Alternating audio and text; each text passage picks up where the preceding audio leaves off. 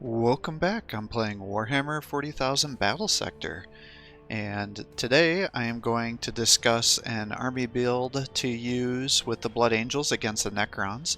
One of the videos I've been requested for a lot is, can I make a video specifically showing a faction against another faction and what I would use as units that I think would be good against that faction, just to give some additional help.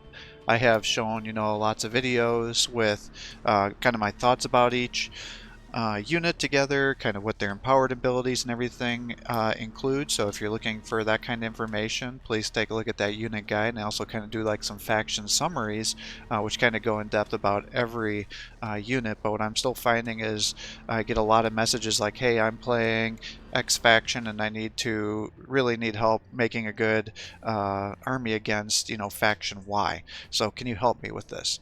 So what I'm looking for you guys is give me some feedback, like what is going to be the most helpful for you guys. Do you want me to do like one video with each faction, just kind of make my way through every faction that way? Do you want me to go through like the Blood Angels and then upload a video with literally every faction, what I'd recommend for an army against that certain faction, and just go through each faction that way?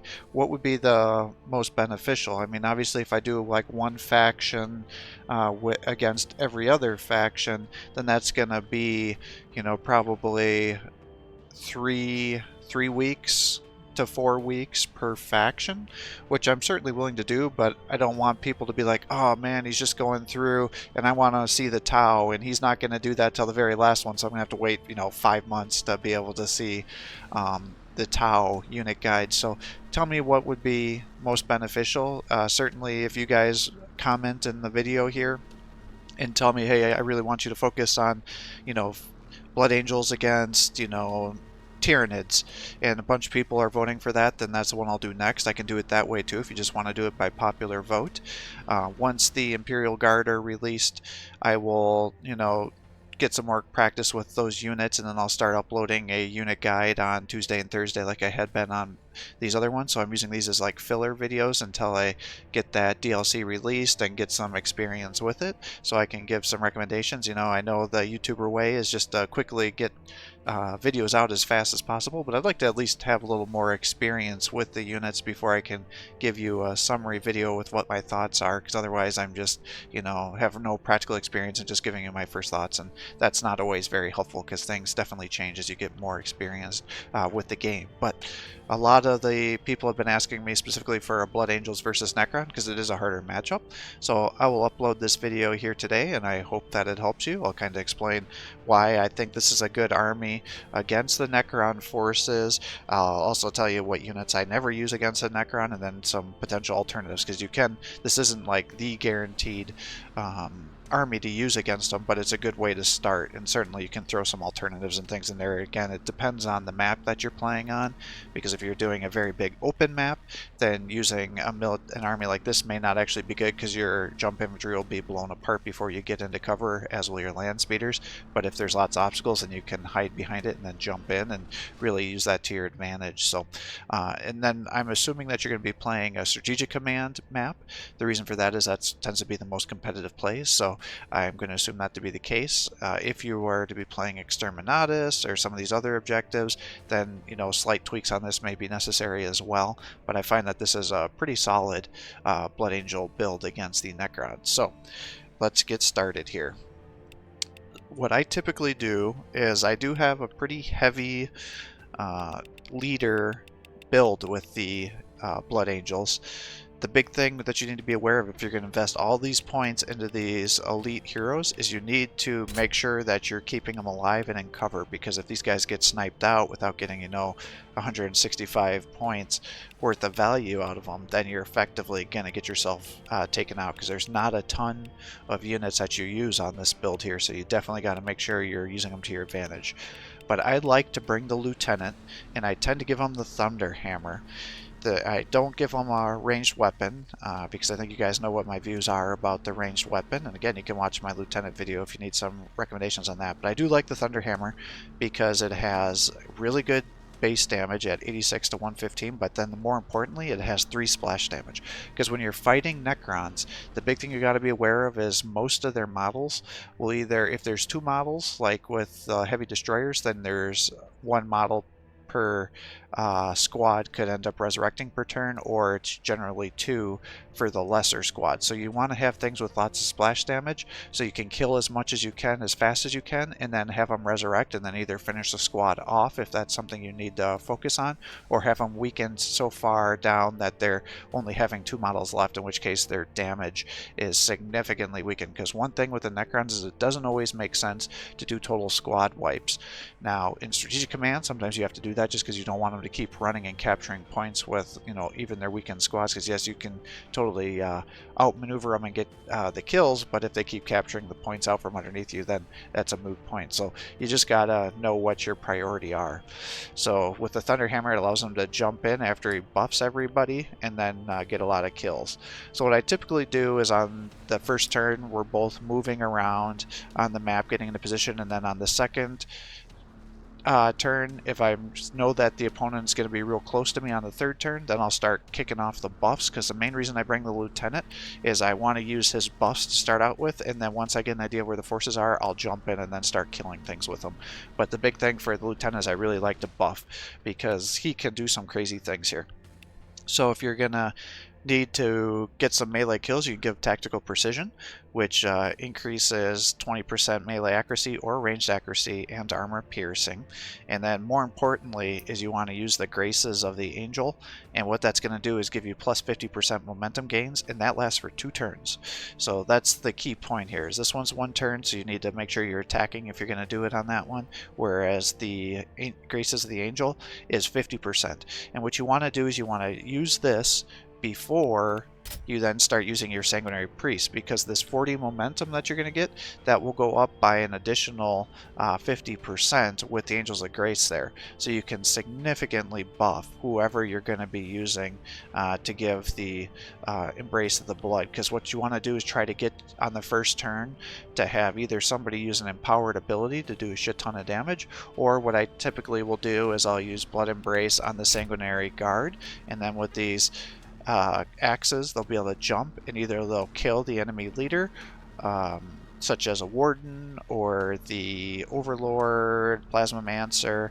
If none of those are available, he can jump, you know, immortals or a lot of those other real powerful squads, and then between them starting out with 60 momentum and then 50% momentum gains on top of that, they will be able to surge and get a guaranteed second attack. And then if you are attacking things like immortals, where you're going to be taking out 4 to 5 models, you'll always want to make sure that you activate the Heirs of Ascalon, and what that'll do is you have a 25% chance per model killed of triggering an extra AP. So if you take out light infantry, effectively you're going to get 3 attacks with these guys on the very first turn.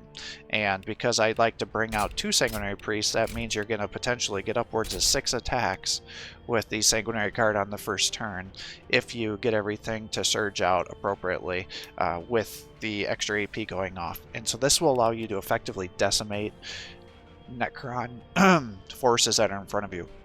You can easily kill an Annihilation Barge, you can assassinate leaders, you can do massive damage to immortals, which most opponents are going to be bringing against you.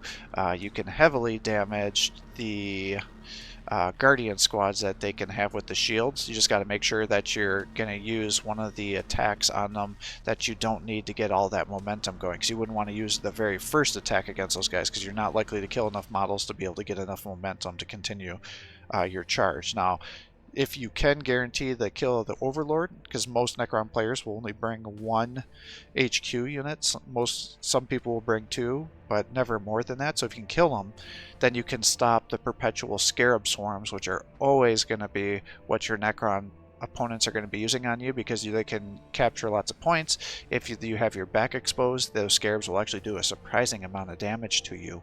And then there's just so many models in the squad that it's hard, unless you have units that have a lot of shots, to clear them out, or you have some flamers. So it's just an absolute nightmare to be fighting the Necron, so you definitely want to kill their commander as fast as possible. And then if it is the Overlord, you also want to kill him because he can summon those warriors every 3 turns too. And so you don't want to have to get stuck in this perpetual cycle. So that's why I like to use these guys, and if you get the good jump on your opponent, you're going to just completely decimate a force. Now, whether you bring these guys all together or you separate them into like a 50-50 squad to do both sides of the map, that's up to you, and once you get a kind of a feel for the map, you'll get a better idea. Now, I do like to do dual librarians. This may be an alternative. This would be to bring in like predators or somebody else in here, but I tend to find that the dual librarian works out pretty well as well. Like I said, maybe dual is a little bit overzealous, but I've had pretty good responses using that. And the reason I really like librarians is they have the Force Sword, which has 3 attacks, so he'll generally almost always hit. And if he does land those 3 attacks, you know, you're talking about doing 78 damage to 115, and then it has a splash damage of 2 with an armor piercing of 8, so he can do damage against pretty much everything that he fights in melee, and he can get some pretty significant momentum gains. So you could make an argument that if you wanted to use the Embrace of the Blood, this also lasts for 2 turns. So if you were to jump in, get some kills, these guys may be able to get their full momentum, and so then you have to decide, well, do I want to surge this turn and get an additional attack, which is certainly not bad, or do you save up to use the empowered Vision of Angelic Fury, which will then significantly increase the psychic damage and the range of that, which can do crazy amounts of damage to the Necrons because it is psychic damage. And then the additional bonus is it also does momentum damage, and that's important when it's not always important to get rid of that against other factions, but for the Necrons it is specifically, because their healing ability is directly tied to the amount of momentum that they've gained. So the more higher the momentum, the more healing they'll do per turn. So if you can all of a sudden just eliminate a bunch of momentum from a bunch of units with an AoE attack, that will significantly limit the healing, especially on powerful units that have a lot of HP, like the commanders or the annihilation barges, because once they get close to full health, they can heal for anywhere from, I've seen like 60 to 100 damage, I think, is where it's at. It's a percentage, so you could calculate it off of the unit's health. I just can't remember what it is off the top of my head, but that can be a significant issue. And then the other thing is the Blood Lance becomes very, very powerful too when it's empowered. So it allows you to do a big AoE attack with high armor piercing and good damage. I mean, even the basic one does 37 to 50 splash damage with armor piercing of 4, and it goes through and it hits up to 6 targets per tile, so the empowered ability is even better than that. So you just have to decide which one you like. Both are very, very good, and depending on the match, I could do any of those things. It just depends on the situation. Is everybody blobbed up? Are guys in a line? Do I need the heavy armor piercing, like to do damage against vehicles, in which case I'm going to want to focus more on the Bloodlands, whereas if it's like a massive amount of infantry that may be weakened, then the Vision of Angelic Fury could be good, because you'll just end up doing, if they're a bunch of weakened units and you cast that, you can empower it, and then he'll wipe out so many units he can then surge and go again, especially if you have the Lieutenant's ability that he's getting 50% momentum. So if you really stack up these things, you can all of a sudden see how you're doing just shit tons of damage against the Necron. So even when they're resurrecting, when they come back, they're so weak that it's hard for them to get the kills. Likewise, I like the Land Speeder Tornadoes. I think these are pretty much good against every faction. The reason is you have a heavy bolter that has 20 attacks, that has a decent base damage, so you can use this to sit back and mop up forces that are resurrecting, because they should be able to kill most resurrected forces. You could make an argument for the multi-melta, but again, I like to squad wipe with the tornadoes, so I almost always will use the heavy bolter unless I know I'm fighting an opponent that's going to be using elite heavy armored units, in which case the multi-melta makes sense. Now, I never use the assault cannon. I just hate it. It just doesn't pump out enough damage. You have to get so close for it to be effective. I almost always will want to use the heavy flamer, because that does 60 to 90 damage, armor piercing of 2, so it can almost squad wipe. It'll 100% squad wipe any light infantry, including death marks. It'll do heavy damage to immortals, and that will allow you to easily then mop them up if you fly in there. And then it has a range of 2, so then if you have multiple units that are next to each other, then you can just totally squad wipe things. And then the other thing is, on the first turn, you'll usually want to use the anti-grav uplift, because I always bring 2 of them. And I will admit I'm very bad about this, but if you have them next to each other and you cast this, then you'll not only have the 1 movement and increased awareness, but if it's activated next to another land speeder, then it doubles the effect. So effectively you get 2 movement. So especially on strategic command points where you want to be capturing that as fast as possible, it makes sense to have that next to each other here. So for those reasons, I really like the land speeder tornadoes. And then finally, I'll just round out the forces with the assault squads. I don't think there's any good reason not to use these guys. In fact, I think they hit way above their cost points here, because for whatever reason, the Space Marines have access to the most jump infantry out of any faction, and like the Orcs and the Necrons, they have caps on a lot of their jump infantry, but you can have up to 6 of these guys, plus then you can start bringing in Death Company. So I wish that they would cap it at like 4 like the other guys, because these are very, very cost effective.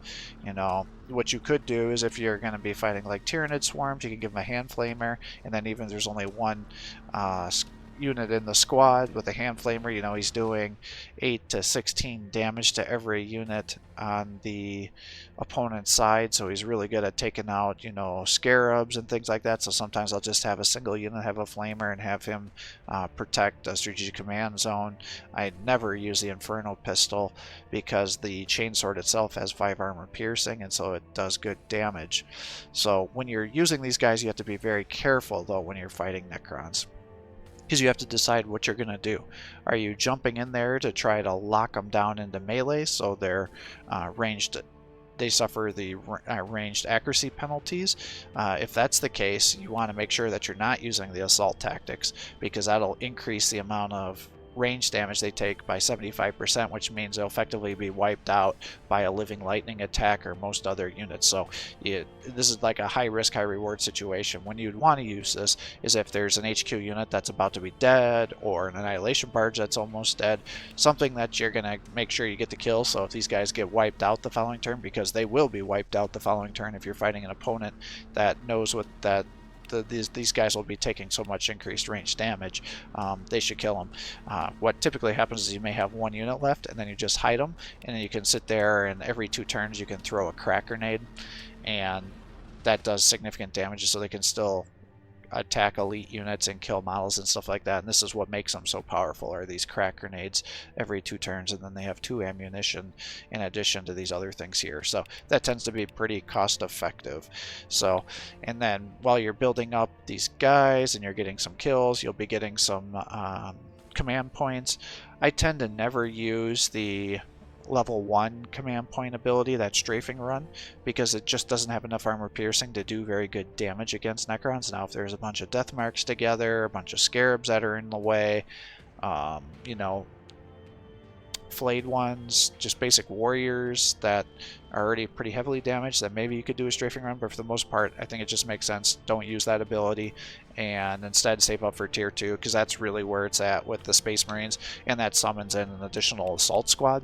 And then if you, whatever unit you select to call it in, if you select a square that's occupied by a unit, then the assault squad will jump in, and that counts as a first charge attack, and then they'll attack those guys, and then you can then move them and get a second attack. So that effectively will allow you to dang near assassinate a command unit, lock guys down, capture a strategic command point. Really, you just got to know what you're trying to do here and how to best utilize it. And you can use these abilities as well on that first turn, so you can definitely do some significant damage. And if there's a HQ unit that you just can't quite get to easily, summon an assault squad and take them out, and that'll be a non-issue for you anymore. And likewise, if you're playing against the Space Marines, you need to make sure that you're always having your back against something so they don't end up spawning these guys in on top of you and killing your units.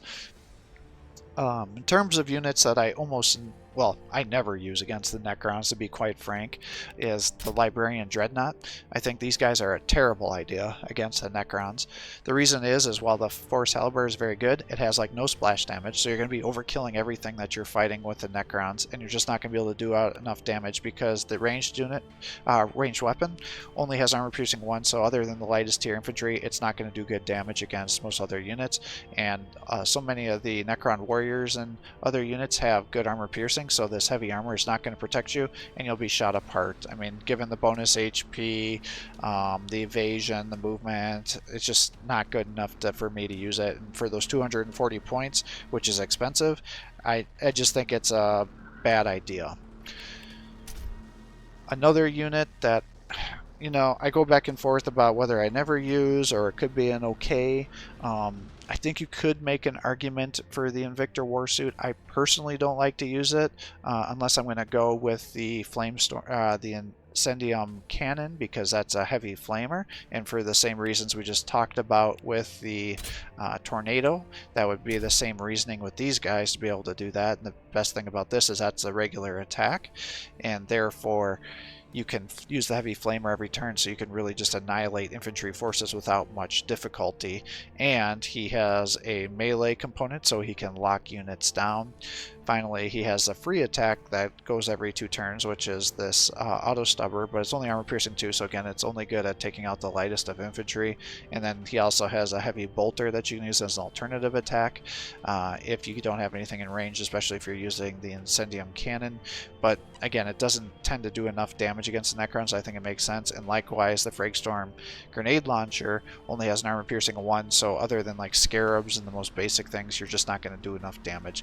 So if you have this kit, you're talking about 250 points. That's a lot. So I tend not to use these guys. I've had opponents use them against me, and they do work out okay. So I kind of hate to say I never use it, but I personally don't, because for that amount of points, I would prefer a Predator. Even with the standard kit, it's still cheaper. The Flamestorm Cannon definitely is very worth it in terms of its attacks against Necrons, because this is the most powerful flame attack in the game. You know, it's going to do 80 to 120 flame damage, so it can do damage even against medium to heavy tier units. But for, you know, 245 points, it's a lot, and I'd rather have, you know, additional assault squads to try to have guys to move around the map. But because the Twin Assault Cannon, even though it's it's armor piercing of 4, so it does good damage against anything, it's got pretty decent movement, especially when you're ending up using the Lucifer pattern engine here, which will give you 2 additional movement. And the big thing with the range stability is that's the minus accuracy when you're not at optimal range. So as long as you can get within optimal range, then that doesn't even really affect your accuracy that much, and this will allow you to run around, kill units. You can then use your Storm Bolter to try to mop up any units that may have resurrected, or Scarab Swarms that are starting to get summoned in to help, you know, mop them up. So for those reasons, I tend to go for the Predator Ball over the Invictor Warsuit with the Necrons. The Aggressors, these are another unit that I never use against the Necrons. Theoretically, if you could get them into close quarters combat and use the Flamestorm Gauntlets, they could be good, because these are actually pretty powerful flamers. Problem is, there's only 3 models. They're heavily armored, they have low movement, and they're going to get shot apart by the time you get them into combat. And they're, like, again, Necrons have good movement. Well, I wouldn't say good. They have fair movement, but everything has armor piercing, so these guys will just get shot up before they get there. And if you go with the Boltstorm Gauntlets, which again will allow you to hold down the line okay, the Fragstorm Grenade Launcher, again, only armor piercing 1, so it just doesn't have the damage output to make it worthwhile. Plus it's cooldown every 3 turns. So for those reasons, I just don't think the Aggressors work out very well. I suppose you could make an argument that where they could shine is you could just plop these guys down on strategic command points, because then if he's using Scarab Swarms on you, the Scarabs won't be able to do enough damage to these guys to be able to get them off, and they'll easily be able to kill the Scarab Swarms. So I guess that's the only area I could see these guys potentially being useful against Necrons, but for the most part, I just think that's a bad idea. And I can have the assault squad, which, you know, is 70 points compared to 120. As long as these guys' backs are protected, they'll survive 3 or 4 attacks, if not more, pretty easily, and then they can shoot things apart with their bolt pistols to get those kills as well. So for those reasons, I just never use the aggressors. The other thing I never use against Necrons is the intercessors, and the reason for this is they just don't have the armor piercing to be able to do enough damage. Their grenades, again, armor piercing 1, so they just can't wipe out squads fast enough to make it worthwhile. And for the same point cost as the assault squad, it's just like a no-brainer. Why would I ever bring these guys when I could bring an intercessor or a assault squad instead? So for alternatives here, it's pretty much everything else. If you're going to do a heavy mechanized army, then bringing a tech marine would make sense because you can heal 75 per turn. You can also give additional armor every 2 turns, and you can increase the damage they do and the accuracy every 2 turns with this ability. So you can make a strong argument for these guys. They have decent melee damage, and they have the basic bolt pistol that is actually pretty effective. So again, it depends on what build you're doing.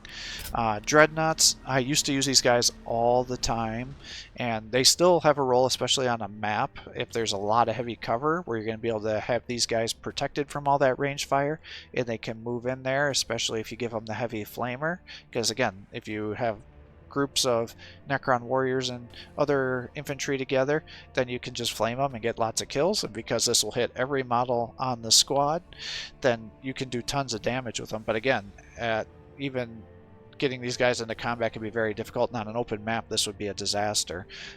If you're just barely in range, then you can use the frag cannon, which does decent damage. You know, it's 3 grenades, each one doing 15 to 20 damage, but at an armor piercing of 2, you know, the elite infantry from the Necrons are going to shrug that off, but it can be absolutely devastating to death marks, flayed ones, and warriors. You know, obviously scarabs, but I don't know if you'd really use that on a scarab swarm. That seems like it'd be overkill, but that is an alternative.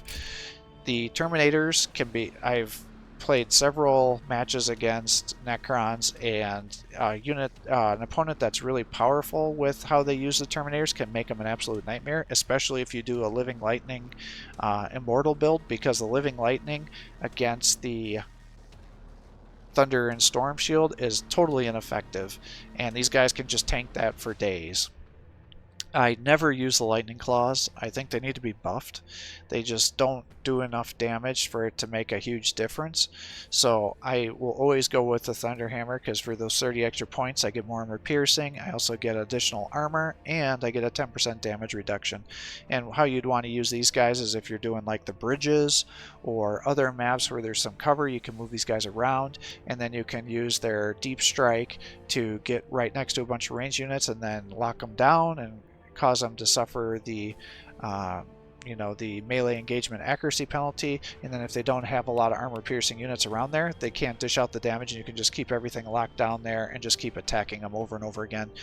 So that definitely will work out quite well. An alternative to the assault squad is the Death Company. You know, these guys are decent. They have a little more armor, a little more health. The chain swords, they get 2 attacks instead of the 1, so they can theoretically get more hits. The big thing with them is if you give these guys hand flamers, even if they get kills, with the hand flamers, it's not just melee.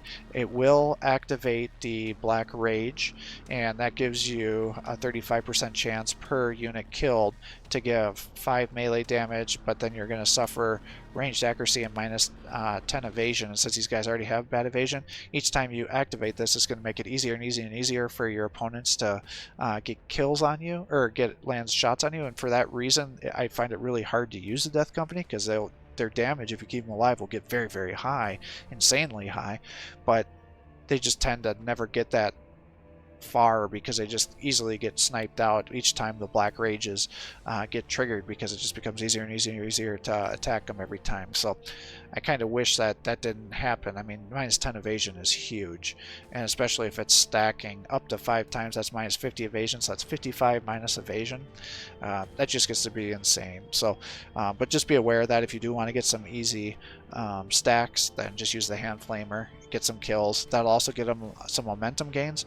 So frequently when they first start out, they'll have plus 65 momentum, and then if you end up using your sanguinary priest and you give them the chalice, then they'll effectively be surging on the very first turn, allowing you to use them that way and get an extra attack. And then with the Space Marines, the more momentum they have, the higher the crit chances are, so they can actually do some pretty decent damage with that. So that's an alternative. Likewise, if you just give them the momentum gains from the Graces of the Angel, then you jump them in there and they get a bunch of kills with the Flamers, then that can also allow them to potentially get a second attack on the first turn. So that's food for thought there. Other units that are okay are the Hellblasters. I frequently see my opponents use the Plasma Incinerator, which certainly makes sense because it has decent armor piercing and multiple shots, so it can allow you to kill infantry. But if I'm bringing these guys, I'm typically using the Heavy Plasma Incinerator variant because it'll allow me to snipe out vehicles, heroes, other very important forces, and as long as they're not doing a full infantry build, then it'll still work out for me. But I think you can make an argument for either one. It's just you need to know your opponent. Otherwise, it's hard to go wrong with just one Heavy Plasma Incinerator. Likewise, land speeders, for all the reasons of the tornado, are definitely a good option. The big thing is you just need to do hit and run tactics, but for 95 points, getting to move back and forth into cover and start attacking people with the heavy bolter will allow you to take out weakened units, and then again you can pop these guys down on strategic command points, and then with the 6 armor it makes the Scarab Swarm not be able to do very much damage against them. The Inceptors can be very good against the Necrons because they are jump infantry as well, and then if there's low tier stuff you could use Death from Above, which allows you to do 30 to 40 splash damage up to 6 models with an armor piercing of 2. You would never want to use the basic assault bolter because that armor piercing of 2, these guys just can't dish out the damage. So you'd want to give them the Heavy Plasma Incinerator because this allows them to do damage to pretty much every unit on the Necron roster. And then with these pistols, they actually have zone of control, so they're almost like a melee unit. Now I don't think you actually suffer the melee accuracy ranged accuracy debuff with it, but if they try to move out of the zone of control, you'll get free attacks and things. So just keep that in mind. These guys can be very, very good. And then by having jump infantry, it allows you to cross a lot of distance. The big thing is you just need to make sure you're not putting them into a situation where they're easily going to be sniped, because for 140 points you got to make sure you're getting kills with them to justify their cost. Otherwise you're going to put yourself into a bad situation. So I hope that gives you some ideas on how to use the Blood Angels against the Necron forces. It definitely is one of the harder matchups, but it is very doable. So I think if you follow a force selection like this and this kind of reasoning, you should have some success. If you have other thoughts, please share it in the comments. And if there are certain you want to see Blood Angels against a different faction or some other faction against somebody else, and you're really struggling, send me some messages, comment below, and I'll try to upload some videos with that. I think that's probably the best way for me to do it, and I'll just do random videos depending on what people's requests are, instead of going through like one faction at a time, because like I said, I think that's going to take too long, and I think that's going to frustrate certain people. So like I said, comment away and I'll try to get you some videos uploaded. So thanks for watching. I hope you're enjoying these videos. If you are, please give my channel a like and subscribe. Encourage me to post more content for you. Have a great day.